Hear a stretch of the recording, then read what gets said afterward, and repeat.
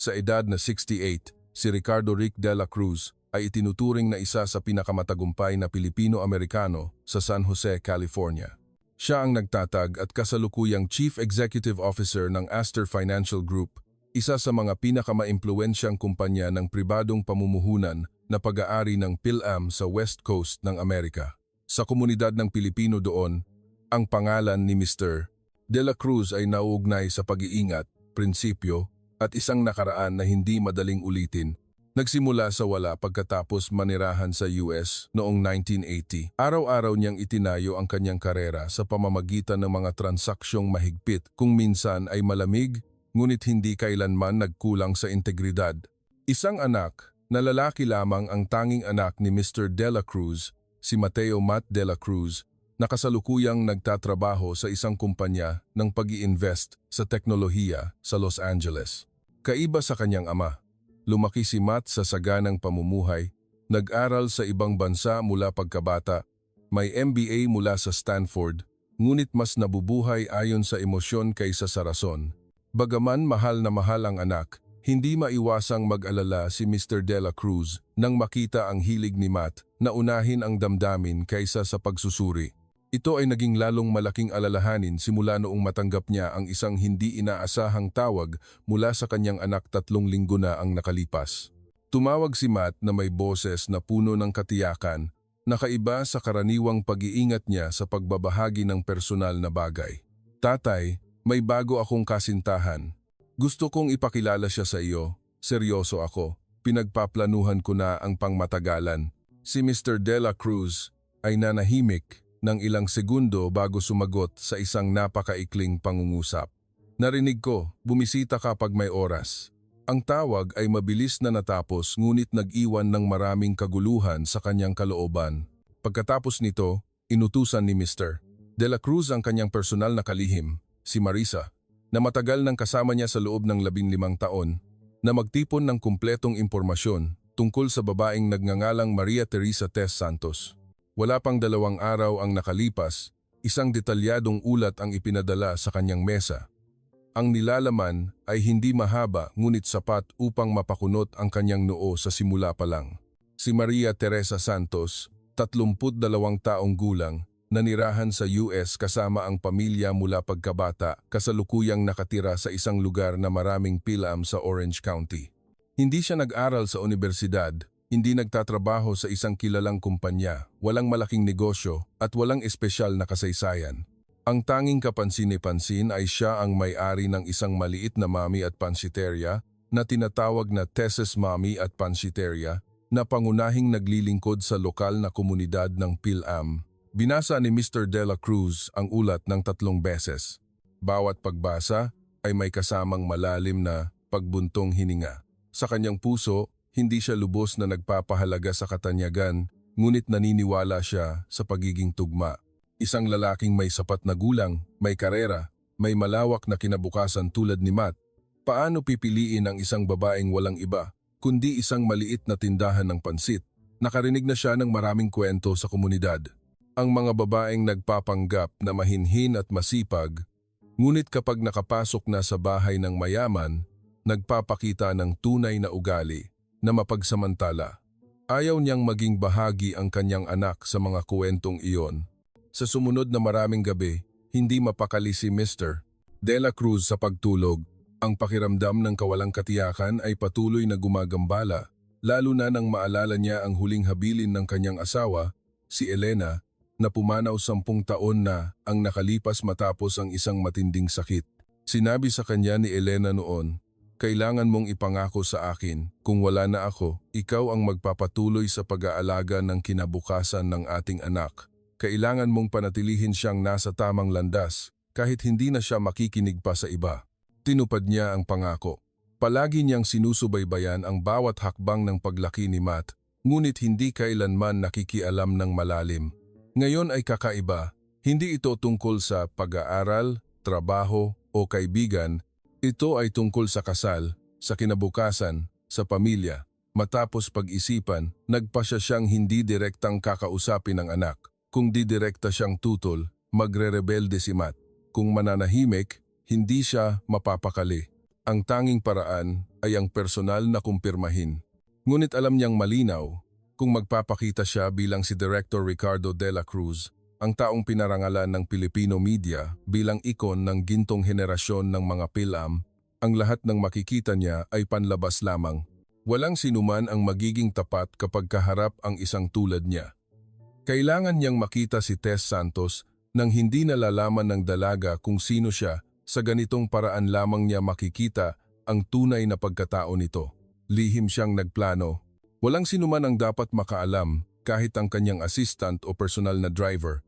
Nag-upa siya ng isang simpleng kuwarto malapit sa Filipino commercial area, naglipat ng cash sa isang simpleng pitaka, nagpalit ng secondary phone number, bumili ng ilang lumang damit sa isang second-hand shop, at nag-book ng bus ticket mula San Jose papuntang Orange County. Pumili siya ng isang pekeng identidad. Si Tatay Dencio, isang dating factory worker na nawalan ng trabaho dahil sa COVID at naghahanap ng trabaho sa Southern California. Sa ilalim ng pangalang iyon, sinimulan niya ang kanyang paglalakbay. Hindi niya alam kung ano ang naghihintay sa kanya. Marahil ay mapapatunayan niyang hindi angkop ang babae o marahil ay magugulat siya, ngunit anuman ang mangyari, kailangan niyang makita mismo. Hindi lamang marinig mula sa ulat, hindi lamang husgahan batay sa pagtatangi. Dahil higit kanino man, naiintindihan niya. Ang ilang mga pagkakamali sa negosyo ay maaaring itama, ngunit ang isang pagkakamali sa pagpili ng manugang ay maaaring magpabago sa kapalaran ng buong pamilya. At hindi niya ito maaaring hayaang mangyari sa kanyang kaisa-isang anak, hindi sa kinabukasan na ipinagkatiwala ng kanyang asawa bago pumanaw. Huminto ang bus sa isang hintuan na hindi kalayuan sa BA Commercial Area. Bumaba siya, nakihalubilo sa siksikang daloy ng mga Asyano sa pagitan ng mga tindahan na may karatula sa Filipino at English. Sa ilalim ng pagkakakilanlan ng isang matandang nawalan ng trabaho, hinanap niya ang Mami at Pansiteria na tinatawag na Tess's Mami at Pansiteria. Ang address ay nakatatak na sa kanyang isip. Ang tindahan ay nakasingit sa pagitan ng dalawang tindahan. Hindi kapansin-pansin, walang komplikadong dekorasyon, isang ordinaryong lugar tulad ng daan-daang iba pang tindahan ng pansit ng mga PhilAm sa Amerika. Nagmasid siya mula sa malayo, bukas na ang tindahan. Ilang customer ang pumapasok at lumalabas, karamihan ay matatanda o Filipino-American na manggagawa. Lumang karatula, sulat kamay na menu at abot kayang presyo. Walang kakaiba, walang senyales ng pagpapanggap o pagpapakitang tao, isa lamang simpleng, pangkaraniwang kainan. Kinuha niya sa pitaka ang eksaktong $4 na cash. Ang halagang ito ay inihanda niya ng maaga. Hindi ito sapat upang bayaran ang isang mangkok ng pansit, ngunit sapat upang subukan ang reaksyon ng may-ari ng tindahan. Kung siya ay talagang mapagkakatiwalaan, ang kakulangan na ito ang magiging unang pagsubok. Tinulak niya ang pinto at pumasok, naghanap ng bakanteng pwesto sa pinakamasikip na sulok, walang pumapansin, walang nakakakilala at walang bumati maliban sa isa. Isang batang babae na may simpleng apron ang lumabas mula sa kusina, marahang lumapit. Sa mukha niyang walang makeup ay ang pamilyar na pagod ng isang manggagawa, ngunit ang mga mata ay nanatiling maliwanag at matalas. Tinanong niya kung ano ang gusto niya. Itinuro niya ang nakasulat na Special Mommy na may presyong $9 at tahimik na inabot ang 4 na tig-$1 na papel, wala nang sinabing anuman. Tiningnan niya ang halaga at pagkatapos ay tumingin sa kanya, walang kakaibang ekspresyon, walang tanong, walang pagtanggi. Mahinahon siyang tumango at pumasok sa kusina, iyon lang, walang pag-aalangan, walang pagkalkula. Pagkalipas ng halos 10 minuto, isang mangkok ng Mami ang inilabas na umaalpas ang usok. Hindi ito naiiba sa mangkok ng mga customer sa tabi niya. Puno ng laman, malinaw ang sabaw, sariwa ang pampalasa, isang disenteng serving na walang binawas. Yumuko siya at tahimik na nagmasid. Ang babae ay bumalik sa counter at nagpatuloy sa paglilingkod sa mga customer, hindi na muling tumingin sa kanya. Sinadya niyang hayaang lumamig ang sabaw. Unti-unti siyang kumain, at pagkatapos ay inilayo ng bahagya ang mangkok. Nang dumaan siya, sinabi niyang matabang ang Mami, hindi masarap ang sabaw. Ang mga salitang iyon ay sapat na malakas upang marinig ng ilang customer na malapit. Ilang tingin ang napunta sa kanya na may bahagyang pagkadismaya. Isang lalaki sa katabing mesa ang umiling ng bahagya. Isang matandang babae naman ang tumingin na may pagdududa. Huminto ang babae. Tinanong niya kung gusto niya ng karagdagang toyo o kalamansi. Ang tanong ay kalmado, walang pagkadismaya. Umiling siya, sinabi niyang magdadala siya ng dagdag na tubig. Pagkalipas ng ilang minuto, bumalik siya na may baso ng tubig, marahang inilagay sa mesa, wala nang sinabi pang anuman. Umupo pa siya ng halos 20 minuto, kumain lamang ng kaunti at pagkatapos ay tumayo, iniiwan ng $4 sa mesa. Walang humingi ng dagdag na pera, walang nagpaalala sa kanya ng utang, walang kumunot ang noo o nagbuntong hininga. Tumango lamang ang babae bilang paalam na parang isa siyang regular na customer, walang pag-aalangan, walang formalidad. Lumabas siya ng tindahan, nararamdaman sa kanyang loob ang simula ng isang damdamin na mahirap tukuyin. Hindi niya tiyak kung iyon ba ay ginhawa o kalituhan. Ang tanging alam niya ay ang umagang ito ay hindi nangyari tulad ng kanyang inaasahan. Pagbalik sa motel, tahimik siyang umupo ng matagal. Ang nakita niya kaninang umaga ay kabaligtaran ng lahat ng mga sitwasyon na naisip niya. Naisip niya na ang isang babae na walang sapat na pinansyal na kalagayan at nakakakilala sa isang tulad ni Matt ay tiyak na may motibo, kung hindi pera, ay katanyagan, kung hindi personal na hangarin, ay hindi bababa sa pagnanais na makapasok sa ibang mundo. Ngunit ang kanyang kilos kaninang umaga ay hindi nagpakita ng anuman sa mga iyon. Ang babae ay hindi nagpumilit na maging mabait, hindi sinubukang manuyo, hindi naghanap ng paraan upang simulan ang pag-uusap. Naglingkod siya sa kanya tulad ng sa iba kahit nagdala lamang siya ng 1,004 ng kinakailangang halaga. Kung ito ay isang dula, ito ay masyadong perpekto. Ngunit kung hindi, siya ay nakaharap sa isang katotohanan na ganap na hindi inaasahan. Naisip niyang bumalik ulit, marahil sa peak hours, marahil magbigay ng karagdagang presyon upang subukan pa. Hindi sapat ang isang beses, walang sinasabi ang isang beses. Kailangan niya ng mas maraming datos. Sanay siyang gumawa ng desisyon batay sa serye ng mga obserbasyon, hindi batay sa pansamantalang emosyon. Sa kanyang mundo, ang isang pagkakamay, isang pagpupulong, o isang solong pagpapakita ay hindi sapat upang bigyan ng halaga ang isang tao. Ngunit sa pagkakataong ito, hindi siya nakikipagtransaksyon. Sinusubukan niya ang kalooban at nagsisimula siyang mag-alala na baka hindi siya sapat na maging makatarungan. Dahil nang makita niya ang mga mata ng babae, nang tanggapin ang kulang na pera at nagbigay pa rin ng buong mangkok ng mami at nagpanatili ng normal na saloobin, alam niyang nakaharap siya sa ibang uri ng tao. Isang taong hindi kinokontrol ng agarang benepisyo. Isang taong maaaring nakaranas na ng maraming kakulangan, ngunit hindi hinayaang sirain nito ang pagkatao. Binalik niya ang papel na sulat kamay na naglalaman ng address, oras ng pagbubukas, at maikling impormasyon tungkol sa tindahan ng pansit. Sa ibaba ay ang nakasulat na may-ari Maria Teresa Santos, ipinanganak noong 1991, nanirahan sa US mula 1993, nag-aral ng high school sa Garden Grove High School, hindi nag-aral sa kolehiyo, tumulong sa ina na magtayo ng tindahan mula 2011 at kasalukuyang pinamamahalaan ito ng mag-isa. Isang napakaikling talambuhay para sa isang conclusion, ngunit sapat na upang gusto pa niyang malaman. Nang gabing iyon, tinawagan niya si Marisa at hiniling lamang na ipadala sa kanya ang karagdagang impormasyon tungkol sa mga transaksyon sa pag-upa sa paligid ng tindahan. Hindi niya sinabi ang dahilan at hindi nagbigay ng paliwanag, inutusan lamang na huwag ipaalam sa sinuman kung nasaan siya. Magulo pa rin ang kanyang loob, ngunit may isang bagay na malinaw, babalik siya hindi lamang isang beses, hindi para maghanap ng pagkakamali kundi para mas maintindihan pa.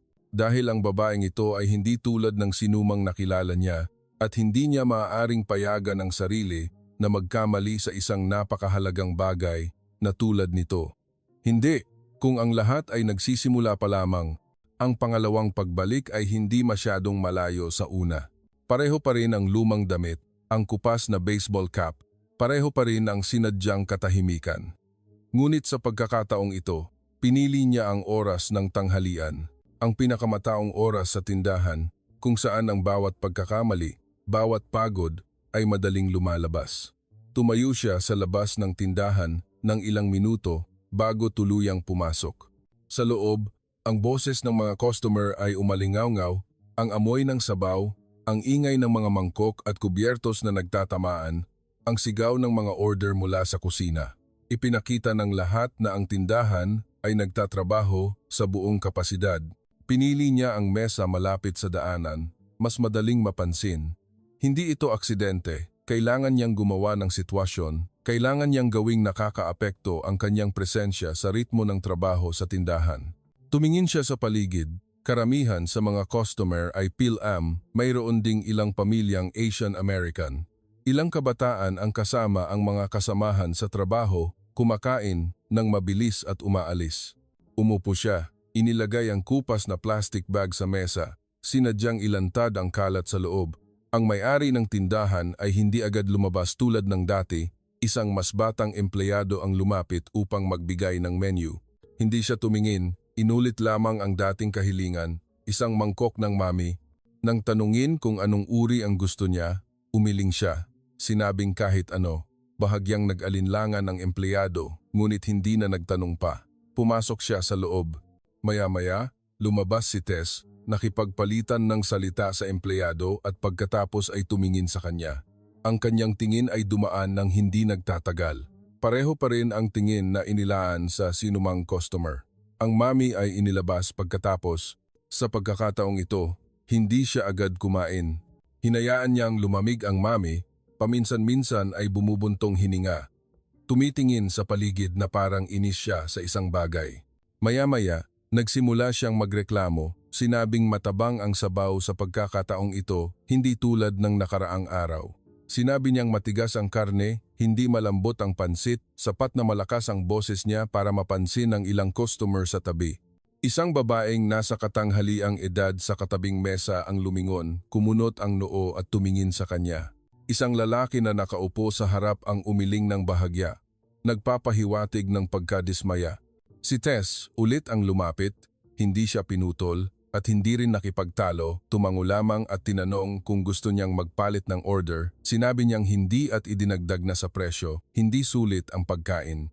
Ilang customer ang nagsimulang magbulungan, bumaba ang tensyon sa tindahan, ngunit hindi siya nagpakita ng pagkadismaya. Sinabi lamang niyang maghintay ng sandali at pumasok sa kusina. Pagkalipas ng ilang minuto, nagdala siya ng isa pang baso ng tubig, sinabing may dagdag na yelo at marahang inilagay ng walang idinagdag na salita. Nagpatuloy siyang nagbigay ng presyon, itinulak ang mami palayo, nagreklamo na malamig na ang pagkain at hindi na makakain. Walang paumanhin mula sa kanya, walang pagtatanggol, tanging patuloy at matiyagang presensya. Pagkatapos ay bigla siyang kumuha ng dalawang tig-$1 na papel at inilagay sa mesa, sinabing iyon lang ang mayroon siya ngayon. Kung kulang ay sa susunod na lang. Walang pagtawa, walang pang-iinsulto, isa lamang pagsubok, mas direkta. Tiningnan ni Tess ang pera at tumango. Sinabi niyang huwag siyang mag-alala. Ang pagkain ngayon ay libre, kalmado ang boses, hindi nagpapakumbaba, hindi nagpapalaki, walang peking pagiging bukas palad, at walang awa. Isa lamang simpleng pahayag na sinabi ng isang taong nakakaintindi, na kung minsan ang kabutihan ay kailangan lamang ipakita sa tamang oras. Pagkatapos nito, bumalik siya upang maglingkod sa iba pang mga mesa. Umupo pa siya ng ilang minuto at pagkatapos ay tumayo. Bago umalis, tumingin siya sa paligid. Ang mga tingin sa kanya ay nandoon pa rin, ilang may pagkadismaya, ilang bahagyang tango na parang sinasabi, "Buti na lang at hindi nawalan ng pasensya ang may-ari." Alam niyang sa sitwasyong ito, karamihan sa mga may-ari ng tindahan ay pipiliing panatilihin ang reputasyon, hihilingin sa customer na magbayad ng buo, o kaya ay magmumungkahi na huwag na siyang bumalik kung hindi sapat ang pambayad. Ngunit hindi iyon ang ginawa ng dalaga. Pagbalik sa inuupahang kuwarto, tumawag siya sa opisina. Sa pagkakataong ito, hiniling niya kay Marisa na suriin ang partikular na impormasyon sa pag-upa ng Tess's mami at pangkiterya. Hindi siya nagtanong ng dahilan, ngunit alam niyang nagsimula ng magduda sa kanyang isip. Hindi rin niya nakita ang pangangailangan na itago pa ito ng matagal, hindi pa lang talaga ito ang tamang oras. Nang gabing iyon, binuksan niya ulit ang personal na ulat tungkol kay Tess. Dahan-dahang binasa ang bawat linya. May mga detalye na dati niyang binaliwala, tulad ng wala siyang kapatid, nagretiro na ang kanyang mga magulang at nakatira siya kasama ang isang matandang tiyahin. Hindi siya nagpo-post sa social media, hindi nagche-check-in. Walang PR para sa tindahan, walang reklamo, walang larawan ng pagkain, walang review mula sa mga influencer. Isang tindahan na regular na tumatakbo sa gitna ng komunidad. Umiiral salamat sa totoong tao at totoong gawa, walang pangalan, walang pamamaraan ng promosyon. Ito ay nagsimulang maging espesyal para sa kanya. Nagtaka siya kung ang isang babaeng tulad nito na nabubuhay sa isang panahon kung saan ang lahat ay nagpupumilit na lumikha ng isang kaakit-akit na bersyon ng sarili sa online at pinili pa ring manatiling tahimik ay dahil ba ito sa pagkatao o dahil sa isang nakaraan na ayaw ng balikan. Ngunit pagkatapos ay binaliwala niya ang ideya na iyon, hindi siya pumunta rito upang maghula. Kailangan niyang makita ng mas malinaw, kailangang malaman kung ang kabutihan ba ay pansamantala o likas na katangian. Ang isang magandang asal ay maaaring itanghal ng isang beses, 2 beses, ngunit ang pagkakapare-pareho ay hindi madaling itago.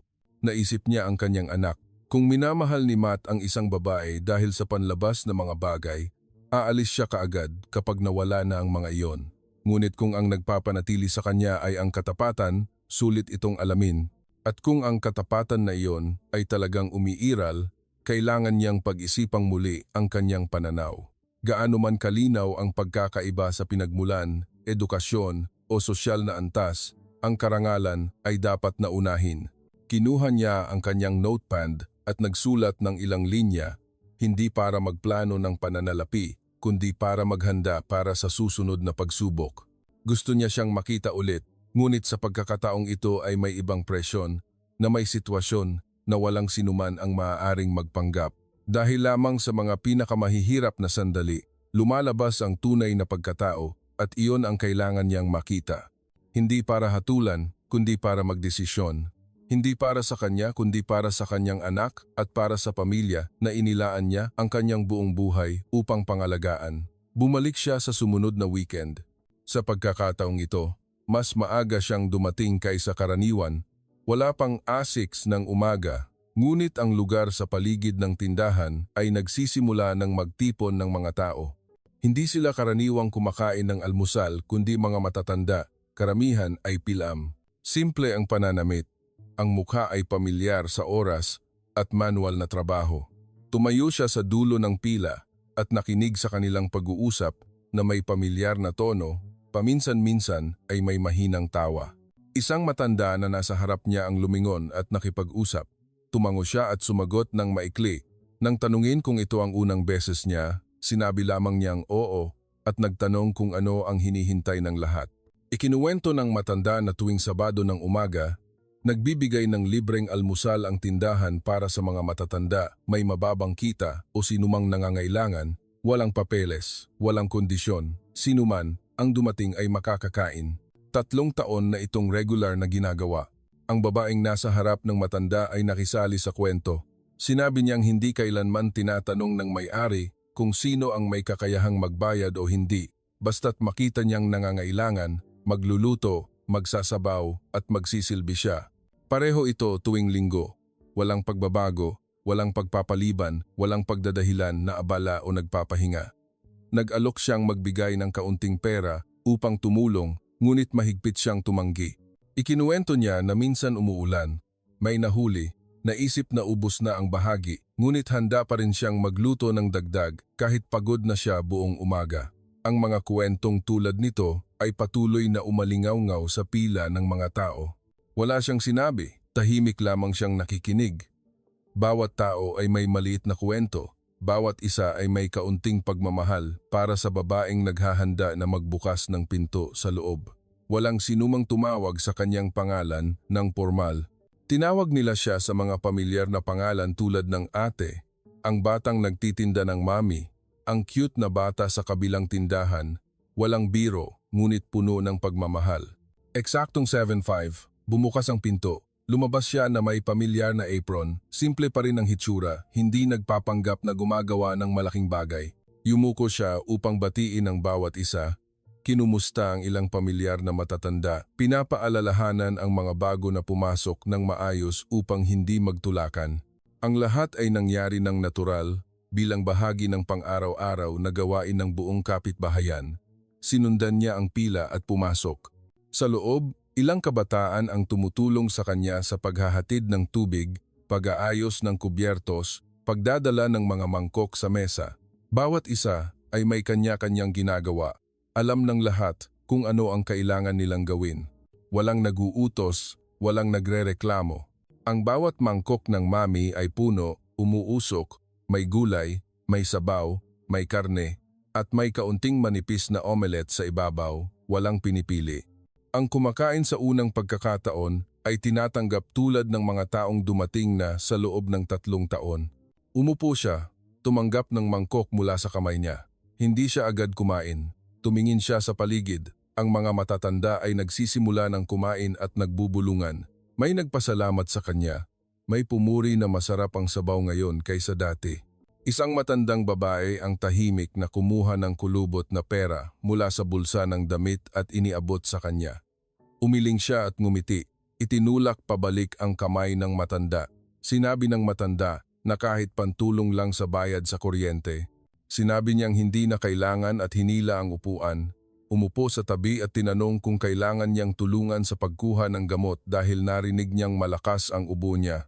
Isa pang matanda ang nagdala ng maliit na bag ng mga kalamansi at inilagay sa counter at sinabing, "Tanggapin mo, apo, kalamansi sa bahay, walang kemikal." Nagpasalamat siya, sinabing paborito niya ang kalamansi. Walang kaimbutan, walang formalidad. Ang lahat ay malapit na parang sa isang malaking pamilya. Kinain niya ang buong mangkok ng mami. Ang init ay kumalat sa kanyang katawan. Hindi dahil sa pagkain kundi dahil sa atmosfera. Walang nagpapanggap na naawa, walang nakakaramdam na tumatanggap ng utang na loob. Lahat ay parang nabuhay ulit sa dating pakiramdam, kung saan ang pagbabahagi ay nagmumula sa pagkakaisa ng tao at hindi sa mga pakete ng tulong. Nang halos umalis na ang karamihan sa mga customer, naglinis siya kasama ang mga kabataan, nagpunas siya ng mesa, naghugas ng pinggan, sinuri ang bilang ng mga kagamitan na ginamit sa araw na iyon. Walang reklamo, walang pagpapahinga. Nang may nag-alok na tumulong, sinabi niyang umupo na lang, matatapos din siya maya-maya. Kahit hindi niya ipinakita ang pagod, alam niyang ang isang taong patuloy na nagtatrabaho ng ganito, linggo-linggo, ay hindi maaaring hindi mapagod. Hindi siya agad umalis. Tumayo siya malapit sa pinto at nagmasid sa loob. Nang wala nang sinuman, umupo siya sa isang upuan sa sulok ng tindahan, inilagay ang kamay sa noo, pumikit ng ilang segundo at pagkatapos ay tumayo at pumasok sa kusina. Wala pang 3 minuto, narinig na naman ang ingay ng tubig na umaagos, ang ingay ng pinggan at kubyertos. Hindi man lang siya gumamit ng 1 minuto upang magreklamo, magtanong kung bakit ganito ang buhay o magkuwento ng paghihirap. Alam niyang kung hindi siya dumating ng maaga ngayon, hindi niya kailanman makikita ang bahaging ito ng kanyang buhay. Hindi niya ito sinasabi, hindi niya ipinagmamalaki. Hindi rin siya nagpo-post sa social media, hindi nag-iimbita ng mga reporter, hindi umaasang mapuri. Ginagawa lamang niya ito dahil naniniwala siyang iyon ang nararapat gawin. Lumabas siya ng tindahan nang nagsisimula ng sumikat ang araw. Wala siyang sinabi kanino man, walang binati. Dahan-dahan lamang siyang naglakad sa sidewalk patungo sa bus stop. Hindi na niya kailangan ng isa pang pagsubok upang malaman kung anong uri ng babae siya. Ngunit hindi pa rin siya handang magbigay ng konklusyon dahil mayroon pa ring hindi malinaw sa kanyang loob. Hindi pagdududa, kundi isang pag-aalinlangan. Dahil alam niyang kung tatanggapin niya siya, kailangan niyang aminin na nagkamali siya. Ngunit siya, sa loob ng maraming dekada, ay nabuhay sa halos ganap na kawastuhan. Nang gabing iyon, tinawagan niya si Marisa at hiniling na kumpirmahin ang pagmamay-ari ng lugar na inuupahan niya. Inutusan niyang huwag ipaalam ang kanyang pagkakakilanlan, huwag hayaang magduda ang sinuman. Nagsimula siyang mag-isip kung paano tutulong nang hindi nalalaman ng tinutulungan. Hindi dahil gusto niyang mapanatili ang kanyang reputasyon, kundi dahil sa unang pagkakataon sa kanyang buhay, naramdaman niyang gusto niyang gumawa ng isang bagay dahil lamang sa nararamdaman niyang dapat. Walang kailangang kapalit, walang kailangang suporta, walang kailangang benepisyo. Ibinaba niya ang telepono, tumingin sa bintana ng luma niyang kwarto. Sa labas ay ang kalye ng mga pilam, kung saan naisip niyang alam niya ang lahat. Ngunit ngayon, nakikita niyang mayroon pa ring mga bagay na nagugulat sa kanya at marahil ay nagbabago rin siya. Hindi na siya ang taong tumitingin lamang sa tao batay sa profile at figures. Hindi na siya ang taong laging tama kundi isang ama na unti-unting nakakaintindi sa kanyang anak at natututo kung paano magtiwala sa puso ng tao. Sa sumunod na linggo, bumalik siya ulit, walang abiso, walang pagbabago sa schedule. Sa pagkakataong ito, hindi na siya bumalik para magsubok, walang script, hindi na nagkalkula ng bawat hakbang tulad ng dati. Nais lamang niyang malaman kung paano siya nabubuhay at nagtatrabaho pagkatapos ng bawat abalang weekend. Ngunit hindi niya inaasahan na ang pagbisita na ito ay magpapakita sa kanya ng ibang bahagi ng kwento, isang bahagi na mas totoo, mas hubad at mas nagpatahimik sa kanya kaysa sa anumang nauna. Hindi masyadong maraming customer ang tindahan, iilan lamang. Wala pa ang oras ng tanghalian at may kakaibang katahimikan sa loob ng tindahan.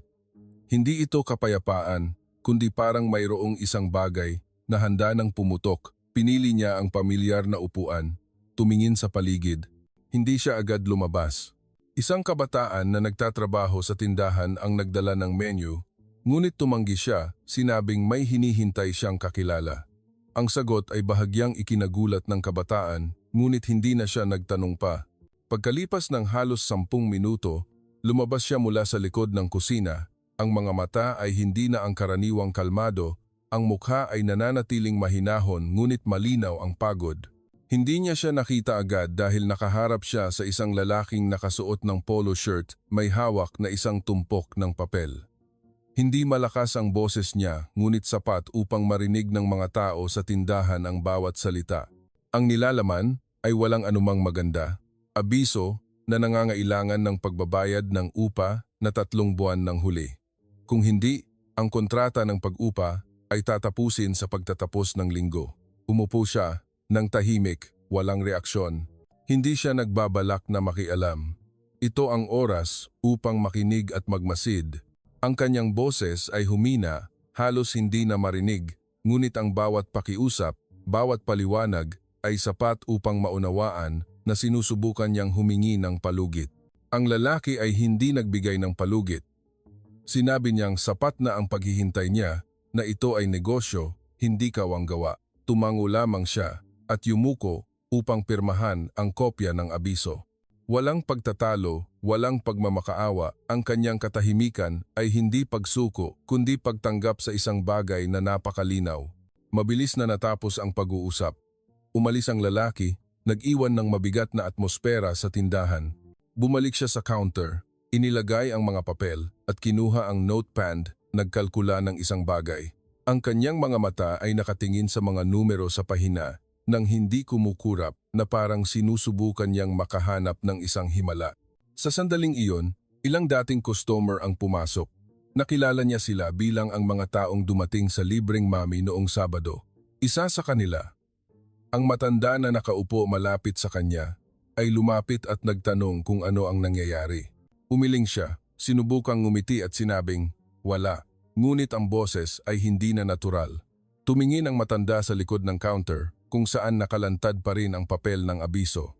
Binasa niya ito nang mabilis at tahimik na lumingon sa grupo ng mga kasama niya. Hindi na kailangan ng maraming salita, naintindihan nila. Nakaranas na sila ng kakulangan kaya madali nilang malaman kung may nagpupumilit sa buhay. Isang matandang babae ang nagbukas ng pitaka, kinuha ang ilang kulubot na pera at inilagay sa mesa. Sumunod ang iba. Agad siyang tumanggi, sinabing hindi niya maaaring tanggapin ang pera mula sa mga taong tinulungan. Ngunit hindi sila nakinig, patuloy nilang inilabas ang anumang mayroon sila. Ilang tig, $10 na papel, ilang barya, isang tao ay nagbigay pa ng food stamp. Walang tumawa, walang nagsalita ng malakas, bawat isa ay gumawa sa sarili niyang paraan. Sa katahimikan, naluha siya ngunit wala siyang magawa. Hindi nila dinala ang pera upang siya ang pumili. Dinala nila ito dahil naniniwala silang kung hindi nila mapanatili ang lugar na ito, mawawalan sila ng isang pamilyar na kanlungan. Isang lugar kung saan sila ay tinatanggap kahit hindi puno ang kanilang pitaka. Isang lugar kung saan kapag ang lahat sa labas ay nagiging malamig, maaari pa rin silang pumasok, umupo, kumain ng mainit na mami at tratuhin ng may respeto. Umupo siya sa sulok, walang sinabi, hindi lumabas. Alam niyang kung tatayo siya sa sandaling iyon, mag-iiba ang lahat. Mag-iingat siya, hindi siya magiging komportable. Ang lahat ng mga salita na narinig niya ay hindi na magiging natural. Pinili niyang manahimik.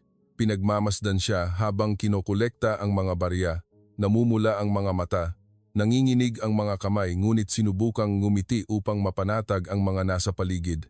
Ang nakolektang pera ay hindi marami, wala pang $2. Ngunit para sa kanya, ito ang pinakamalaking patunay ng halaga niya sa mata ng komunidad.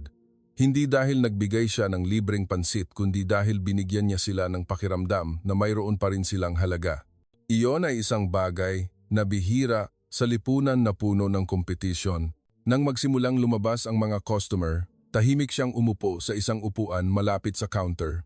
Nakasandal ang kamay sa baba, nakatingin sa malayo, walang iyak, walang reklamo. Tanging mahabang katahimikan na parang isang puwang na hindi alam kung paano pupunan. Isang matandang babae ang dumaan, hinawakan ang balikat niya at sinabing, "Kung kailangan mo, sabihin mo lang." Babalik sila. Tumango siya ngunit hindi sumagot. Umalis siya sa tindahan ng hapon na. Paglabas pa lang, agad siyang tumawag kay Marisa. Inutusan siyang agad na simulan ang mga hakbang upang makipag-ugnayan sa landlord, suriin kung maaari itong bilhin, ilipat ang legal na pangalan, at panatilihin ang kasalukuyang kontrata ng pag-upa. Ang pinakamahalaga, hindi dapat malaman ng sinuman kung sino ang nasa likod. 3 beses niyang binigyang diin iyon. Bahagyang nag-alinlangan si Marisa, nagtanong kung kailangan ba itong idaan sa legal na opisina upang maiwasan ang atensyon. Sinabi niyang kailangan lang niyang makahanap ng paraan upang gawin itong lihim, hindi nagmamadali ngunit kailangang sigurado. Nang tanungin niya kung bakit, maikli lamang siyang sumagot dahil may taong karapat-dapat para gawin ito. Ibinaba niya ang telepono, tumingin sa payment receipt mula sa tindahan. Ang tanging item na nakasulat doon ay Special Mommy. Ang presyo ay hindi nagbago, walang dagdag na bayad, walang espesyal na tala, isang ordinaryong araw tulad ng iba. Ngunit para sa kanya, iyon ang araw na pinakamalinaw niyang nakita ang isang bagay na hindi niya pinaniwalaan noon. Ang kabutihan ay maaaring umiral ng matatag sa kabila ng kahirapan at hindi nangangailangan ng anumang papuri upang mapanatili. Sa unang pagkakataon sa kanyang buhay, naramdaman niyang maliit siya sa harap ng isang taong walang kapangyarihan, walang pera, walang posisyon, ngunit may kakayahang baguhin ang puso ng iba sa pamamagitan lamang ng mga gawaing tila simple. At alam niyang mula sa sandaling ito, hindi na siya ang nagbibigay ng kondisyon kundi ang taong natututo ulit kung paano magtiwala. Ang araw na iyon ay nagsimula ng walang kakaiba. Walang ulan, hindi masyadong mainit. Lumabas siya ng kwarto tulad ng dati, plano niyang dumaan sa tindahan, hindi para manmanan, kundi para lamang makita kung maayos siya pagkatapos ng insidente noong nakaraang weekend. Isang bahagi niya ay nag-aalala pa rin, kahit inutusan na niya ang kanyang kalihim na simulan ang mga hakbang upang bilhin ang lugar, hindi pa rin siya lubusang mapanatag. Ang lahat ng bagay sa papeles ay nangangailangan ng oras, at naiintindihan niyang ang oras ay isang bagay na hindi na niya gaanong marami. Nang papalapit na siya sa pamilyar na kalye, nagsimula siyang makarinig ng hindi karaniwang ingay. Isang boses ng babae ang sumisigaw ng pangalan ng isang bata nang paulit-ulit.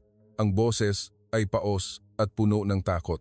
Sa tabi ng daan, ilang tao ang nagtipon sa maliliit na grupo, nag-uusap-usap na may mukha ng pag-aalala.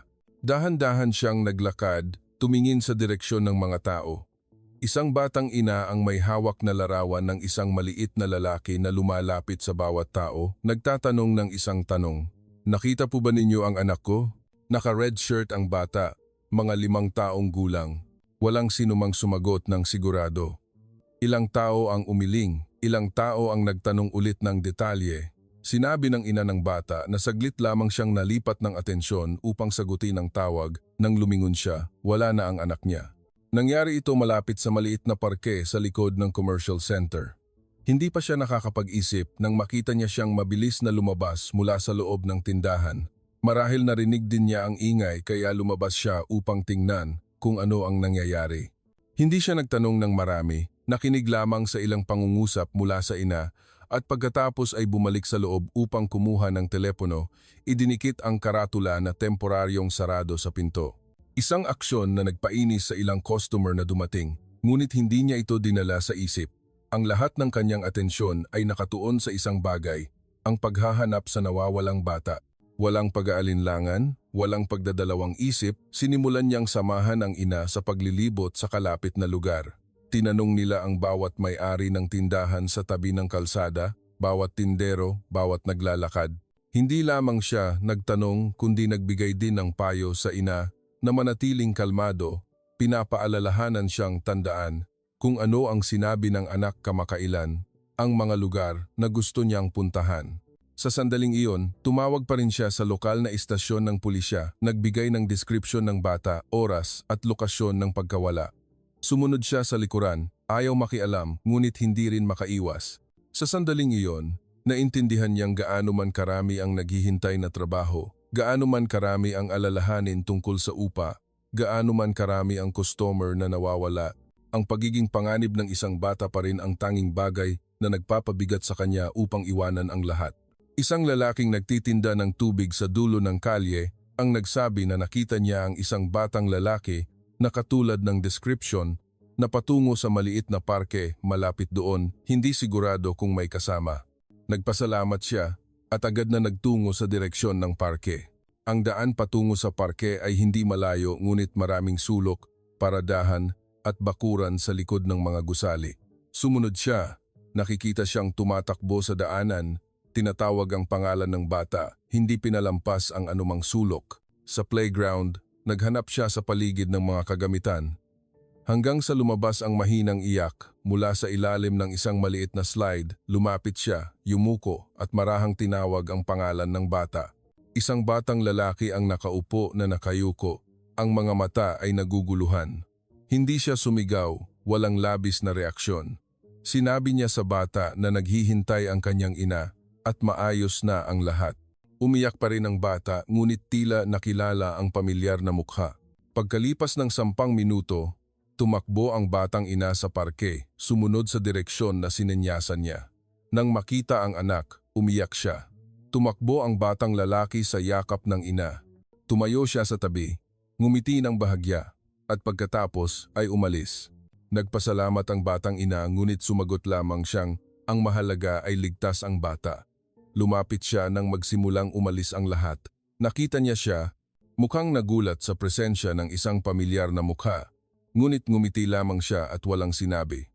Tumango siya at bumalik sa tindahan, kung saan nakasabit pa rin ang karatula na temporaryong sarado. Nagbukas siya ulit, walang paliwanag, walang reklamo. Kung sino ang nandoon pa ay pumasok ulit. Kung sino ang umalis na ay umalis na. Hindi siya pumasok. Tumayo lamang siya sa labas at nagmasid. Para sa kanya, ang bawat aksyon ay hindi kailanman naging script. Hindi niya alam kung sino ang nagmamasid sa kanya. Hindi niya alam kung sino ang makakakita. Ginagawa lamang niya ang tama, sa tamang oras, at iyon ang pinaniniwalaan niyang walang sinuman ang maaaring magpanggap ng matagal. Pagbalik sa inuupahang kwarto, tumawag siya ulit sa kanyang kalihim. Nagtanong tungkol sa progreso ng pagbili ng lugar. Sinabi niyang nasa proseso ng negosasyon sa presyo, ang may-ari ay tila mahirap kausapin ngunit hindi tumanggi kung makatwiran ang presyo. Sinabi niyang ipagpatuloy anuman ang presyo basta hindi magduda ang sinuman. Nagtanong siya ulit kung sigurado ba siya dahil hindi maliit na halaga iyon. Sumagot lamang siyang karapat-dapat siya. Inilagay niya ang telepono, tumingin sa bintana. May nagbago sa kanya. Isang napakatotoong pananabik, hindi na ito isang pagsubok. Ngayon, ang lahat ay lampas, nasasaklaw ng pagtatasa. Ngayon gusto na lamang niyang protektahan ang isang bagay. Hindi dahil sa anak, hindi dahil sa responsibilidad bilang ama, kundi dahil sa isang mas malaking bagay na hindi pa rin niya matukoy ang pangalan. Ngunit alam niyang mula ngayon, ang lahat ng kanyang aksyon ay tutungo sa direksyong iyon. Nagpasya siyang tapusin na agad ang paglalakbay na ito. Hindi dahil sa sapat na ang impormasyon kundi dahil ayaw na niyang magpatuloy sa pagpapanggap. Ang katotohanan ay kailangang ilatag sa mesa at nagsimula siyang mag-isip ng paraan upang masabi ito nang hindi nasasaktan ang kausap. Hindi siya karapat-dapat sa galit, hindi karapat-dapat sa pagdududa. Karapat-dapat siyang igalang tulad ng paraan ng pamumuhay niya. Walang sinuman ang kailangang magsalita ng anuman, ngunit ang lahat ay malinaw na at alam niyang kailangan niyang kumilos bago pa huli ang lahat. Nang hapong iyon, tumawag si Matt sa kanya, kalmado at mas mahinahon ang boses kaysa dati. Ngunit narinig pa rin niya ang bahagyang pag-aalala sa bawat salita. Nagtanong si Matt, "Sa weekend na ito, maaari ba tayong maghapunan kasama si Tess? Hindi sa isang restoran at hindi sa isang marangyang lugar." Sinabi ni Matt na kung hindi siya mag-aalangan, pumunta siya sa maliit na apartment niya. Sa pagkakataong ito, hindi na ginamit ni Matt ang mga salitang girlfriend o kasintahan tulad ng dati, kundi sinabi lamang ng simple, "Ang taong gusto kong makasama." Nanahimik siya sandali at pagkatapos ay pumayag, hindi na nagtanong pa. Ang tawag ay hindi nagtagal, ngunit nag-iwan ng kakaibang pakiramdam sa kanya. Hindi na pag-iingat, hindi na pag-aalala, kundi isang gaan na parang sa wakas ang lahat ay nasa tamang direksyon. Hindi niya sinabi kay Matt na alam na niya kung sino ang babae at hindi rin niya ikinuwento ang mga pagbisita sa tindahan, ang mga tahimik na obserbasyon, ang mga pagbabago sa pag-iisip araw-araw. Iningatan niya ang lahat para sa sarili niya, dahil kailangan niyang makita siya ng huling beses sa kanyang tunay na anyo. Wala nang pagpapanggap, wala nang distansya. Ang pagpupulong na ito ay hindi na isang pagsubok kundi isang pag-uusap sa pagitan ng isang ama at ng taong papasok sa kanyang pamilya. Sabado ng hapon, dumating siya ng eksakto sa oras. Ang apartment ay nasa isang lumang condominium sa timog na bahagi ng lungsod. Hindi bago ngunit maayos, may maliit na parking lot sa harap. Dumating siya sakay ng kanyang sariling sasakyan na nakasuot ng suit, hindi masyadong formal ngunit pinanatili pa rin ang karaniwang hitsura. Nang tumunog ang doorbell, hindi niya alam kung paano niya makikita ulit siya nang ang lahat ng panlabas na anyo ay ganap nang nawala. Bumukas ang pinto at sa sandaling iyon, malinaw na nagbago ang tingin niya. Hindi karaniwang pagkagulat kundi isang pagkabigla na may bahid ng gulat. Nakilala niya siya. Hindi maaaring hindi niya makilala. Kahit iba ang damit, hindi na luma ang hitsura, ngunit ang mga mata na iyon, ang boses na iyon, ang mga pagkakataong umupo siya ng tahimik sa sulok ng tindahan, biglang nagkakonekta ang lahat. Tumayo siyang tahimik, walang sinabi. Sa loob ng apartment, nag-aayos si Matt ng mga pinggan, lumingon nang marinig ang doorbell at masayang bumati. Biglang bumaba ang tensyon sa apartment. Tumingin si Matt sa paligid, napansin ang kakaiba. Tinanong niya kung ano ang nangyayari, ngunit wala pa rin siyang sinasabi. Pagkaraan ng ilang sandali, nagsimula siyang magsalita sa isang mababang boses, ngunit puno ng katapatan. Sinabi niyang may kailangan siyang aminin na sa nakalipas na panahon, pumunta siya sa mommy shop ng maraming beses, hindi bilang ama ni Matt kundi bilang isang estranghero na sinadyang itago ang pagkakakilanlan upang alamin ang tungkol sa kanya. Nagulat si Matt. Hindi maitago ang pagkabigla, habang siya ay tahimik pa rin. Nagpatuloy siyang nagsalita na nagduda siya, natakot, nag-aalala tungkol sa pinili ng anak at sa halip na magtiwala, pinili niyang kumpirmahin. Sinabi niya ang bawat bagay na ginawa niya. Ang pagpapanggap na kulang sa pera, ang pagrereklamo, ang paggawa ng gulo sa peak hours, at maging ang pagiging saksi sa pagbibigay niya ng libreng pansit, ang pagtulong sa ina na hanapin ang anak at ang pagharap sa panganib na mawalan ng lugar. Sinabi niya ang lahat, walang tinago, walang pinalampas. Hindi siya pumutol at hindi rin nagpakita ng anumang saloobin. Nakikinig lamang, maingat at nang matapos siya magsalita, ang katahimikan ay tumagal na tila walang katapusan. Pagkatapos ay marahan lamang niyang sinabi, "Naiintindihan ko at hindi ako galit dahil alam ko na para sa isang ama, ang pagprotekta sa kanyang anak ay walang malinaw na limitasyon. Basta't walang intensyon na saktan, ang lahat ng pag-aalala ay maaaring patawarin." Tumahimik si Matt, nakatingin sa dalawang tao. Tila kailangan din niya ng oras upang ayusin ang kanyang damdamin. Isang bahagi niya ay tiyak na nasaktan dahil sa pagtatago ng kanyang ama. Ngunit sa kabilang banda, naintindihan din niyang Kung wala ang mga karanasang iyon, hindi kailanman magbubukas ang puso ng kanyang ama upang tanggapin ang taong pinili niya. Bumabuntong hininga siya ng malalim at pagkatapos ay lumingon sa kanya. Sinabing may katiyakan, "Ikaw ang taong kailangan ng aming pamilya." Ang pangungusap na iyon ay hindi madali para sa kanya, dahil hindi lamang ito pagtanggap sa isang tao kundi pag-amin din na nagkamali siya. Ngunit ngayon handa siyang gawin iyon hindi dahil sa nakumbinsi kundi dahil naantig siya. Ngumiti siya sa unang pagkakataon mula nang dumating siya. Ang ngiti ay hindi na nag-aalangan tulad ng mga pagkikita sa tindahan at hindi rin ang karaniwang ngiti sa mga formal na sitwasyon. Iyon ay ang ngiti ng ginhawa. Tila kakalabas lang niya sa isang malaking pinto matapos ang maraming pagsubok nang hindi niya alam. Ang hapunan ay naganap pagkatapos. Simple, hindi magarbong, ngunit hindi pangkaraniwan ang init ng atmosfera. Nagkuwento si Matt tungkol sa trabaho, ikinuwento ang unang pagkikita nila, habang siya naman ay paminsan-minsang nakikipag-usap, hindi na nagpapanatili ng distansya tulad ng dati. Nagbukas din siya, nagkuwento, tungkol sa dahilan kung bakit niya binuksan ang tindahan, tungkol sa tiyahin na nagpalaki sa kanya mula pagkabata, tungkol sa mga unang mahihirap na araw sa ibang bansa. Bawat kwento ay simple, hindi maganda ngunit totoo sa bawat detalye. Nang umalis siya, hinatid niya siya hanggang sa pinto.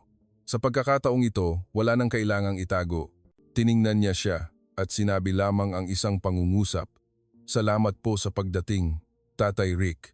Sa pagkakataong ito ay sa tunay na pagkakakilanlan." Tumango siya at naglakad, wala nang bigat sa kanyang kalooban. Alam niyang, mula ngayon, nagbago na ang lahat. Hindi lamang ang pananaw niya sa kanya, kundi pati na rin ang paraan niya ng pagtingin sa sarili. Habang pauwi, nag-text siya kay Marisa ng isang maikling mensahe.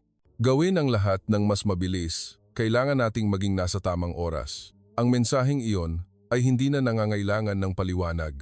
Naintindihan ng tumanggap at alam niyang ang kailangan niyang gawin ngayon ay panatilihin ang mga magagandang bagay na kanyang nakita.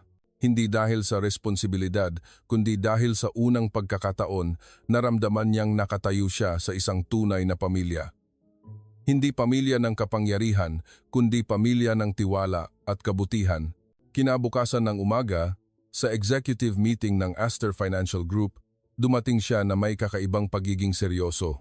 Sanay na ang mga senior executive sa kanyang matapang at mapagpasyang estilo, kaya nang siya ay tahimik at hindi nagbigay ng pahayag sa unang bahagi ng pulong, naging mabigat ang atmosfera. Hanggang sa banggitin ng kalihim, ang tungkol sa budget para sa susunod na quarter, nagsalita siya, malinaw ang boses, hindi nangangailangan ng papel, hindi nangangailangan ng slides. Sinabi niyang simula sa quarter na ito, muling bubuuin ng Astor ang bahagi ng kita upang ilipat sa isang community support fund. Hindi ito formalidad, hindi para sa media, ito ay para kumilos. Kasama sa mga tiyak na programa ang pagsuporta sa pagkain para sa mga matatandang PhilAm, scholarship para sa mga first-generation immigrant students, at pagpopondo para sa mga maliliit na negosyante na nagpapanatili ng tradisyonal na kultura ng pagkain. Isang finance director ang nagtanong ulit na ang allotment na ito ay makakaapekto sa profit margin. Tumango siya, hindi niya ito itinanggi. Ngunit idinagdag niyang ang kita ay maaring kalkulahin sa porsyento, ngunit ang halaga ng isang negosyo ay hindi lamang nasa financial report, ito ay nasa paraan kung paano ito nakakaapekto sa totoong tao, sa totoong lugar. Mga lugar na kung minsan ang isang mainit na pagkain ay sapat na upang gustuhin ng isang tao na mabuhay pa ng isang araw. Natapos ang pulong sa katahimikan, walang tumutol at walang pumuri. Ngunit mula sa araw na iyon, nakita ng mga tao na ang opisina ng korporasyon ay nagsimulang mag-organisa ng mga weekend trip sa maliliit na palengke sa mga community kitchen. Ilang kabataan na empleyado ang nagsimulang mag-sign up para sa food distribution, hindi dahil sa assignment kundi voluntaryo. Sinabi nilang gusto lamang nilang mas maunawaan pa ang bagay na binabago ng kanilang boss. Hindi siya nagpaliwanag at hindi rin siya nagbigay ng motivational speech. Tahimik lamang siyang kumilos. Bawat weekend, bumabalik siya sa Filipino commercial area. Hindi sakay ng mamahaling sasakyan, hindi kasama ang mga tagasunod. Tumayo siya sa tabi ni Tess, tinutulungan siyang magluto ng sabaw, maghalo ng gulay, maglinis ng mesa. Sa simula, nagdududa pa ang mga matatanda. Unti-unti silang nasanay. May tumawag sa kanya na tito na assistant cook. May nagbiro na ang korporasyon ay bumaba na sa kalye, ha? Ngumiti lamang siya. Ngumiti nang hindi na kailangang sumagot. Pinanatili pa rin niya ang kanyang nakasanayan. Tuwing Sabado ng umaga ay nagbibigay ng libreng mami, tumatanggi pa rin na tumanggap ng pera, pinanatili pa rin ang lumang presyo para sa regular na customer. Ngunit ngayon, mas marami ng estranghero ang dumarating. Nagtatanong kung paano makakatulong. Hindi siya nagpalawak ng tindahan, hindi tumanggap ng sponsorship. Sinabi lamang na panatilihin ang lahat tulad ng dati. Sapat na iyon, minsan, isang lokal na reporter sa TV ang dumating upang humingi ng feature. Tumanggi siya. Sinabi niyang kung kailangan niyang maging sikat upang magpatuloy sa paggawa ng mabuti, hindi na iyon mabuting gawa. Ang kasal ay naganap sa isang hindi inaasahang lugar. Sa likod bahay ng tindahan, hindi sa restaurant, hindi sa hotel, isa lamang sementadong likod bahay. May ilang simpleng mesa, puting tablecloth, simpleng flower arrangement, at string lights na nakasabit sa itaas. Ang mga panauhin ay karamihan ay mga miyembro ng komunidad, ang mga matatanda na kumakain ng almusal, ang mga estudyante na tumutulong tuwing weekend, ang mga may-ari ng tindahan sa tabi at ilang kamag-anak mula sa malayo. Tumayo siya upang magbigay ng pahayag sa kasal. Sa unang pagkakataon, sinabi niya ang tungkol sa bagay na matagal niyang tinago. Nagkuwento siya tungkol sa kanyang pagpapanggap, ang mga araw ng tahimik na pagmamasid, ang mga sandali ng pagsaksi sa paggawa niya ng kabutihan, hindi dahil sa sinuman, hindi dahil sa anuman. Sinabi niyang sa simula, dumating siya upang maghanap ng kahinaan, ngunit sa huli, natagpuan niya ang isang bagay na nakalimutan niya sa loob ng maraming taon, ang kabutihan na hindi nangangailangan ng kondisyon. Binati niya ang bagong kasal sa isang simpleng pangungusap. Mabuhay kayo upang ang inyong mga anak ay magnanais na maging katulad ng kanilang mga magulang. Pagkatapos ng kasal, tahimik niyang tinapos ang transfer procedure ng pagmamay-ari ng gusali na inuupahan niya. Hindi niya ito ginawa ng may ingay, hindi humingi ng pasasalamat. Nang matanggap niya ang mga papeles mula sa abogado, natigilan siya. Tinawagan niya siya, nagtanong kung bakit niya ginawa iyon. Sinabi lamang niyang dahil ang ama ng iyong magiging anak ay dapat gumawa ng tama. Umiyak siya sa unang pagkakataon mula nang makilala niya siya. Mula noon, ang tindahan ay hindi na lamang isang lugar na nagtitinda ng pagkain. Ito ay naging isang lugar kung saan nagtitipon ang lahat hindi lamang dahil sa gutom, kundi dahil kailangan ng isang lugar upang maalala na mayroon pa ring kabutihan sa mundo. Ang mga bagong dating na estudyante sa US ay dumadaan upang maghanap ng part-time job. Ang mga single mother ay nagdadala ng kanilang mga anak upang mag-almusal tuwing weekend. May mga taong mula sa ibang estado, kapag naglalakbay sa California at nakarinig ng kwento, dumadaan din upang kumain ng mami at pagkatapos ay tahimik na umalis na may mas maliwanag na tingin. Umupo siya doon bawat weekend, kung minsan ay walang ginagawa, tinitingnan lamang ang mga tao na pumapasok at lumalabas. Hindi na siya nag-iisip tungkol sa report, tungkol sa growth rate, o tungkol sa mga pulong sa mga investment fund. Nag-iisip siya tungkol sa mga taong tulad niya, tulad ng mga matatanda na nagbigay ng ilang barya upang tulungan siyang magbayad ng upa. Ang mga tao na nagpakita sa kanya na ang tunay na halaga ng kayamanan ay hindi nasa account kundi sa kakayahang magpalaganap ng kabutihan nang hindi nangangailangan ng papuri. Minsan, isang batang lalaki na mga 10 taong gulang ang umupo sa tabi niya, kumain ng buong mangkok ng mami, at pagkatapos ay lumingon at nagtanong, "Tito, gusto ko rin pong magbukas ng ganitong tindahan sa hinaharap, maaari po ba?"